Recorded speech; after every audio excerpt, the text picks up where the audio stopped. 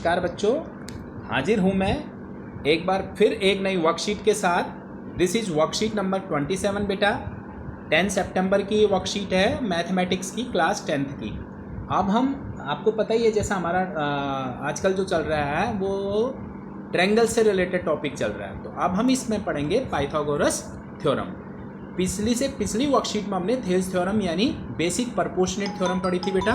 अब हम करेंगे इसमें पाइथागोरस थ्योरम। पाइथागोरस थ्योरम देखिए क्या होती है ये। In any right triangle the square of hypotenuse is equal to sum of squares of other two sides. बिल्कुल सिंपल। कैसे? देखिए अगर कोई भी राइट ट्रायंगल है तो देखिए हाइपोटेन्यूज तो यही होगा बेटा, ए सी, मतलब जो होगा जो साइड राइट एंगल के एडजेसेंट नहीं वो हाइपोटेन्यूज। तो ए बी लिखा हुआ है तो A B square equal to होगा A C square plus B C square. क्या कहा है?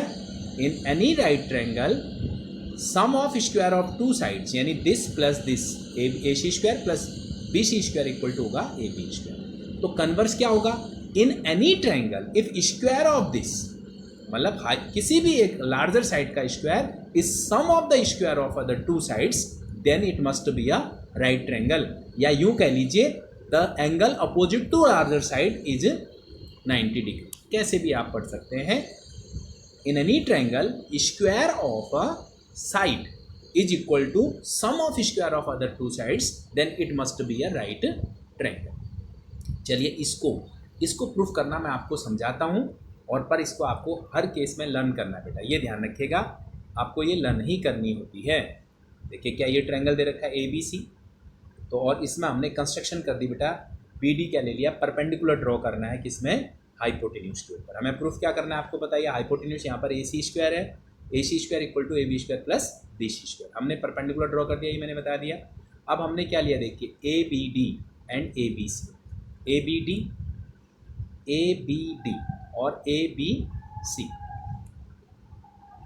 तो यहाँ पर ए बी डी और ए बी सी, हम ए बी डी नहीं बेटा, हमेशा क्या ध्यान रखना है, जब मैंने आपको बताया ए डी बी लेना चाहिए और दूसरा ए बी सी लेना चाहिए। अब आप इसको मैं वैसे ही बता दूँ, एंगल ए दोनों में है, कॉमन हो गया तो इक्वल हो गया।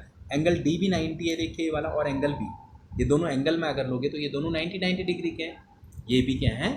इक्वल है। तो आप कह सकते हैं कि ये दोनों ट्रायंगल कौन कौन से, ए बी डी और ए बी सी क्या होंगे बेटा? सिमिलर है। तो आप देखिए क्रॉसपॉन्डिंग साइड्स कौन से बनी, इसमें ए बी तो इसमें ए डी, और इसमें ए बी तो यहाँ ए सी। तो देखिए A B upon A C equal to A D upon B C. ठीक है, क्रॉसपॉन्डिंग मतलब ऑर्डर सेम होना चाहिए।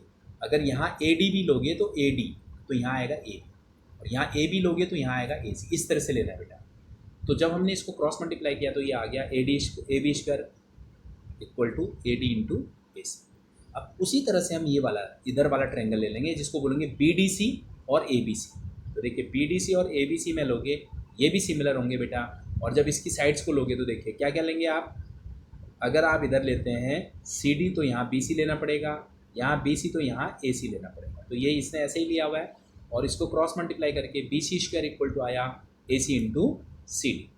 अब आप क्या करोगे बेटा, इन दोनों को आपने ऐड कर दिया, किसको? फर्स्ट एंड सेकेंड को। फर्स्ट और सेकेंड को आपने क्या कर दिया? ऐड कर दिया। तो क्या बना देखिए, A B square plus B C square equal to A D into A C. यहाँ से निकला है, कहाँ से? फर्स्ट से, और सी डी इंटू ए सी दूसरे से। ए सी कॉमन है बेटा, A D plus C D. अगर A D plus C D आप देखें तो वो भी क्या बनता है? A D plus C D भी आपका ए सी बन जाता है ये वाला। तो that is A C into A C. अपने आप ही क्या बन गया बेटा? ए सी स्क्वायर बन गया, ए सी इंटू ए सी।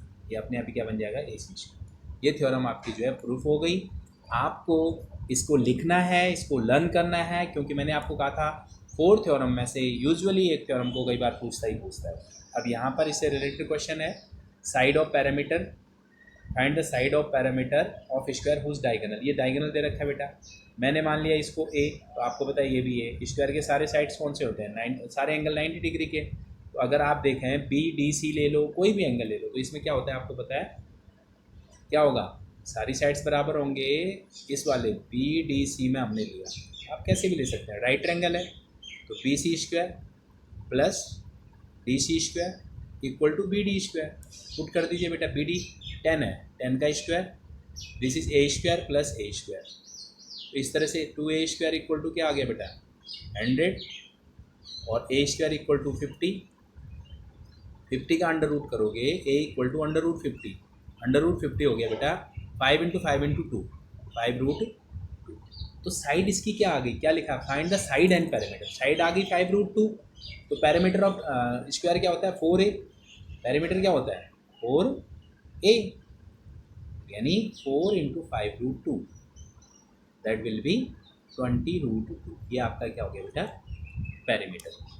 तो जिसका डायगोनल 10 है उसकी साइड होगी 5 रूट 2 और पैरामीटर होगा 4 इंटू साइड यानी 20 रूट 2। ये आपको सॉल्व कर रखा है, इसमें खास बताने वाली बात नहीं है। एक और आपको यहाँ पर इसने क्या दे रखा है, एक प्रॉब्लम हो गई, क्या लिखा हुआ है इन द फिगर, ये 90 डिग्री हो गया और ये परपेंडिकुलर हो गया। तो एक अंडरस्टूड कंसेप्ट हो गया बेटा ए सी डी ट्रायंगल ये और A B C triangle A C D. आप देखिए ए सी डी और ए बी सी, क्यों देखो बेटा सी जो है 90 डिग्री का है, इसमें ये बीच में है, और यहाँ पर ए सी डी और दूसरा लेना पड़ेगा आपको, इसने ले रखा है ए बी सी, तो वो होगा बेटा ए सी बी। आप समझिएगा यहाँ पर इसने गलत ले लिया है, ए सी डी अगर लेगा तो लेना पड़ेगा क्या ए सी बी, ए बी सी नहीं होगा ये, ए सी डी, ओके ए सी डी और दूसरा ए बी सी, ठीक है, क्योंकि डी और ये आप समझिएगा। थोड़ा सा एक बार मैं ले लेता हूँ दोबारा, ये 90 डिग्री का है आपका बच्चा, दिस एंगल इज 90 डिग्री, हाँ ये 90 है तो ये 90, तो समझिएगा ये डी इज 90 और सी इज ऑल्सो 90, तो ठीक है। और सी जो है यहाँ इसका डी और इसका सी इक्वल हो गया ना, और दूसरा ए इक्वल हो गया, तो ये दोनों आपस में क्या हो गए सिमिलर हो गए। तो सिमिलर साइड का आप करस्पॉन्डिंग साइड्स क्या होते हैं प्रोपोर्शनल होते हैं। ये रख के आपने ये निकाल लिया बेटा। अब उसी तरह से बी सी डी लीजिए, बी सी डी ये वाला एंगल हो गया, इसमें ये 90 है बेटा, तो यहाँ कैसे लोगे बी ए सी लेना पड़ेगा, क्यों सी और डी 90 के और बी कॉमन हो गया, तो ये दोनों भी आपस में क्या हो गए सिमिलर। तो इसकी क्रॉसपॉन्डिंग साइड्स भी क्या होंगी बेटा B C upon A B A equal to B D upon B C, तो यहाँ ये निकल जाएगा।